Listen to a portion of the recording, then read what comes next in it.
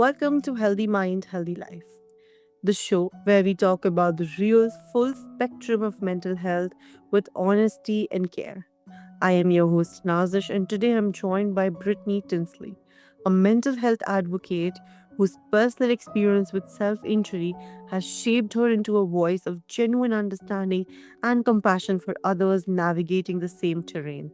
Today, we are opening up a conversation that does not get aired nearly enough: what self injury actually is, and what it is not, and why it happens, and what genuine healing looks and feels like. Brittany, I welcome you to the show, and I want you to know this is a safe, deeply respectful space, and I'm honored to have you here. Thank you so much for having me. I'm excited to be here. Wonderful. So, Brittany, before we go ahead into this conversation, I want to ask you that will help our listeners understand where your voices come from. You have chosen to speak publicly about self and mental health, which takes a particular kind of courage. What made you decide that this was the conversation you needed to be a part of?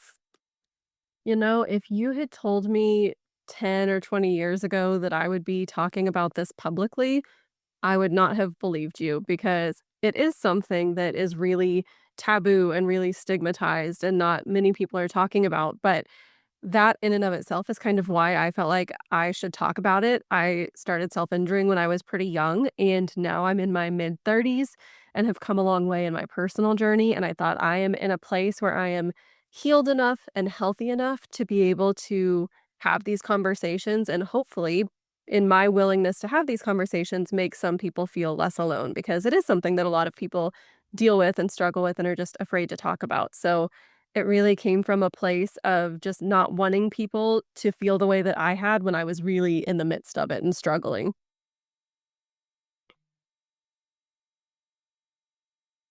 Oh, you're muted. I can't hear you. So, finding somebody in this journey that you are going through, even if that person is like miles apart from you, it can still bring that sense of hope. It can still bring that sense of relief that you are not alone. And just like you said, a lot of people don't talk about it. There's this sense of guilt that is often associated with it that Mhm. stops people from talking about self injury as much as it is required to be talked about. Yeah, absolutely. Mm. Yes, and self injury is one of the most misunderstood areas of mental health.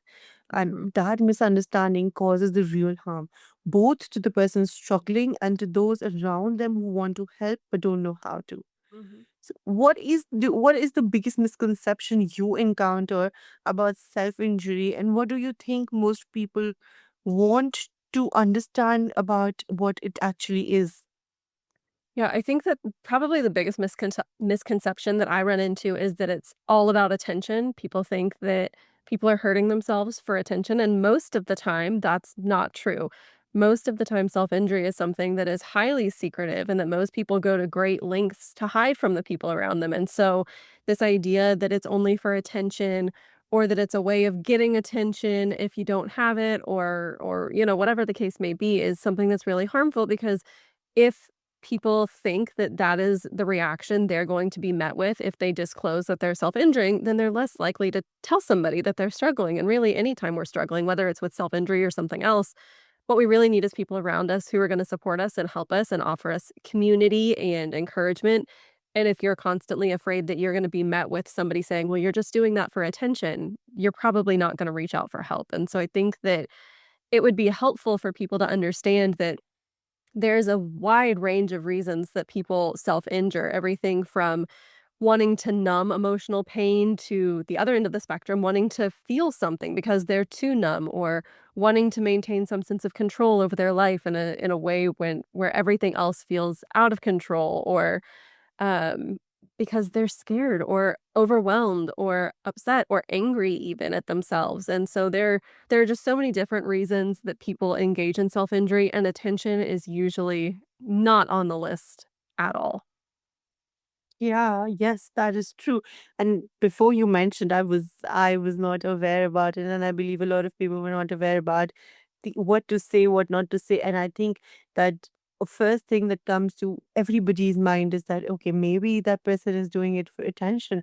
And Mhm. the way you cleared it, it puts a different image to it altogether. Yeah, I think that a lot of people assume that it's an attention thing because that's what's shown in media a lot of the time, and in reality, that's just not the lived experience for most people.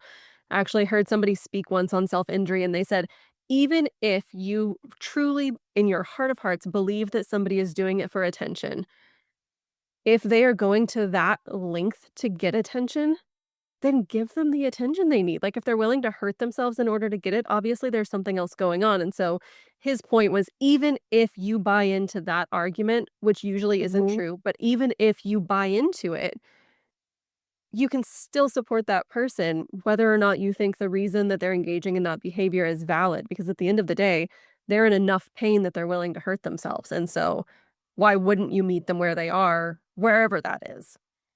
Yeah, I mean that is very true. Why push somebody more beyond than if they are putting themselves in a position of injuring? Then yeah, that is very well said. And you know what I am hearing is that a response is that the response a person receives in the moment of disclosure can either open a door or close one. Mhm. And the most important thing is not to have the perfect words, but I believe it is to stay present, stay calm, and make sure that the person feel that they have not become a problem to be solved.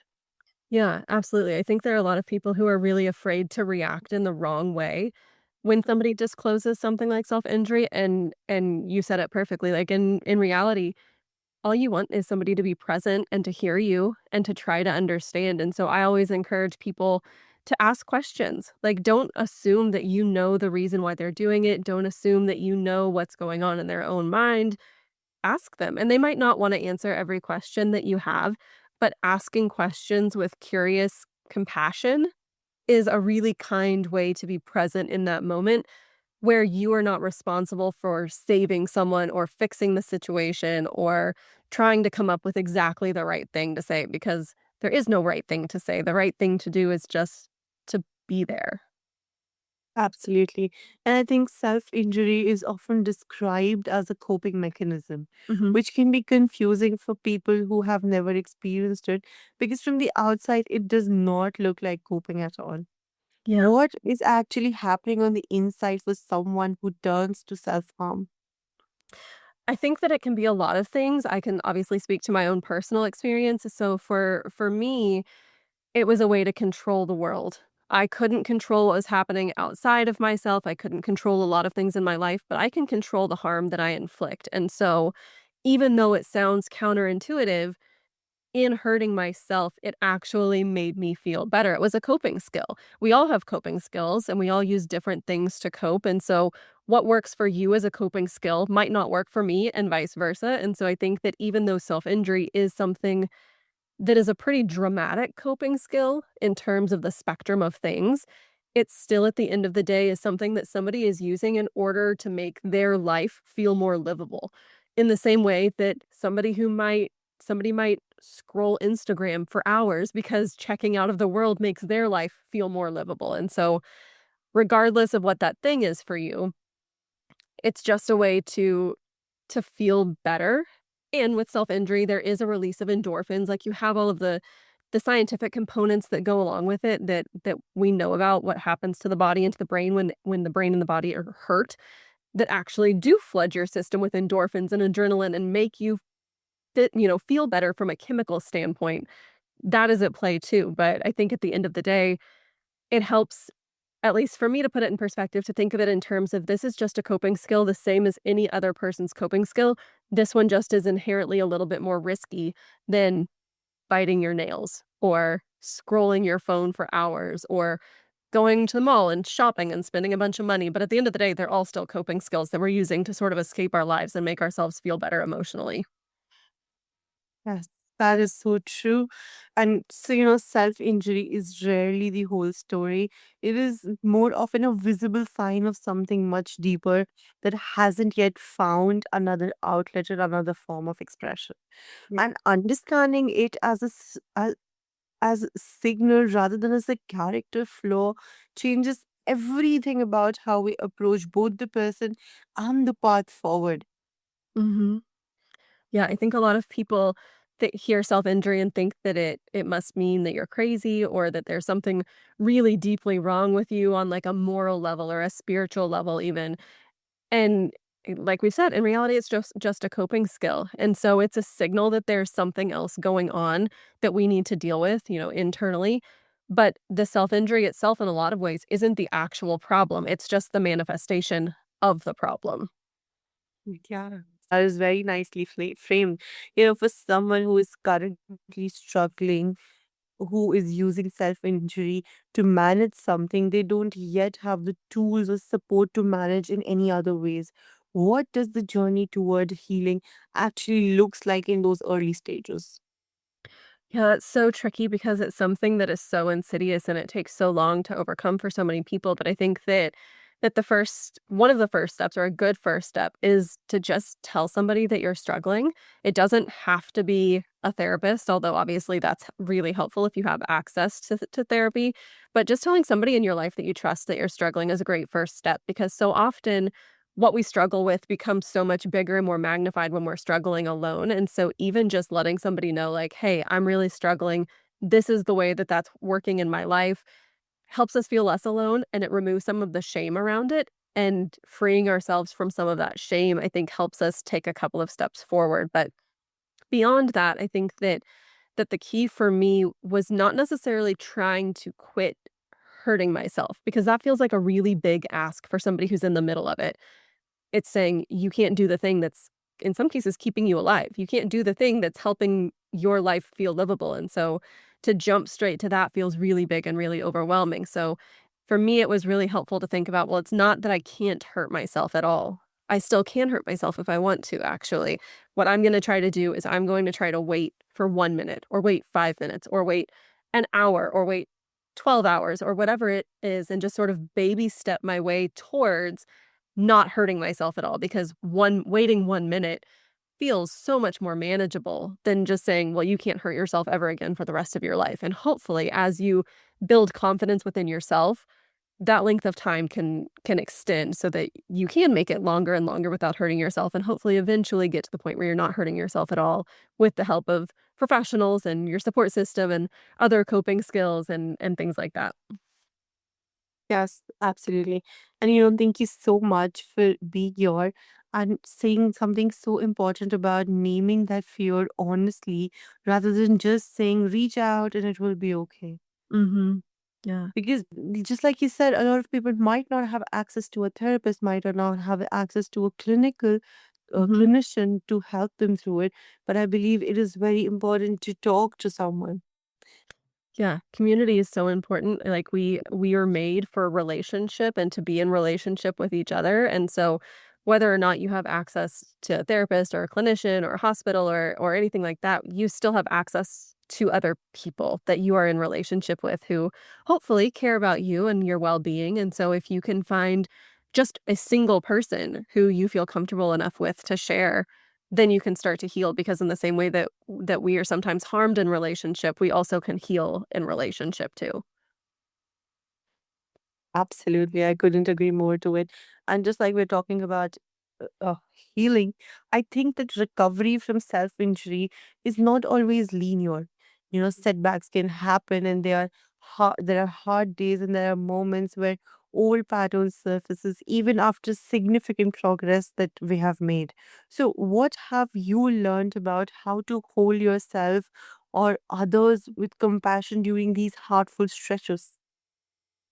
Yeah, that's a good question because I think that a lot we want to believe that regardless of what we're struggling with, that we're just going to wake up one day and not struggle anymore. That something will have magically changed or a flip will have been switched and, and that a switch will have been flipped is what I was trying to say.